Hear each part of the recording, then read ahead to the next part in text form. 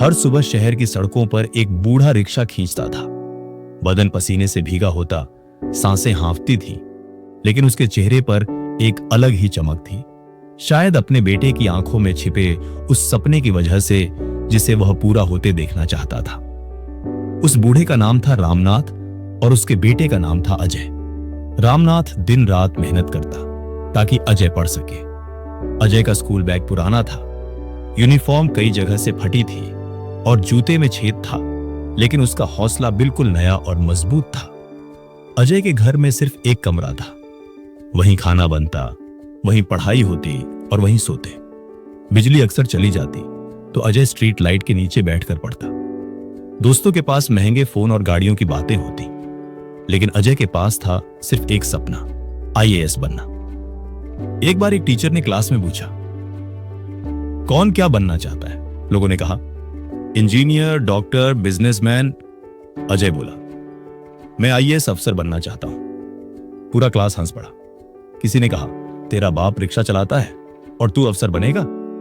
अजय ने मुस्कुराते हुए सिर्फ इतना कहा, देखते हैं। बचपन से ही अजय मेहनती था। स्कूल में वह टॉप करता, हर शिक्षक उसे पसंद करते। लेकिन 12वीं के बाद असली संघर्ष शुरू हुआ। उसके पास कोचिंग के पैसे नहीं थे और किताबें भी पुरानी लाइब्रेरी से मिलती। कई बार पेट खाली होता, लेकिन पढ़ाई नहीं छूटती।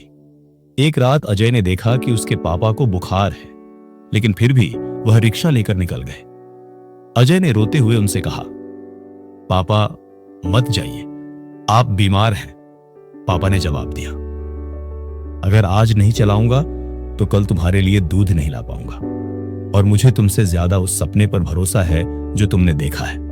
बस वही रात थी जिसने अजय की आत्मा को जगा दिया। अब वह दिन में पढ़ता और रात को ट्यूशन पढ़ाता। उसने यूट्यूब से फ्री लेक्चर देखे, ऑनलाइन मॉक टेस्ट दिए और सरकारी लाइब्रेरी में घंटों बैठा रहता। फाइनली उसने पहली बार यूपीएसएससी परीक्षा दी, लेकिन वो असफल हो गया। लोगों ने कहा, छोड़ दे, तेरे बस की बात नहीं। पड़ोसी ताना मारते, रिक्शा वाले का बेटा अफसर नहीं बनता बेटा, मजदूरी करता है। लेकिन अजय ने हार नहीं मानी। मैं हार मान लूं तो फिर पापा की मेहनत हार जाएगी। उसने फिर से तैयारी शुरू की, इस बार और ज्यादा फोकस और ज्यादा समर्पण के साथ।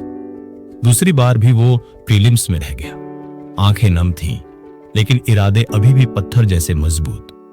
उसने फिर से तैयारी की और इस बार उसने कुछ ऐसा किया जो किसी ने सोचा भी नहीं था। तीसरे प्रयास में अजय ने यूपीएसएससी की परीक्षा पास की और ऑल इंडिया रैंक 74 आई।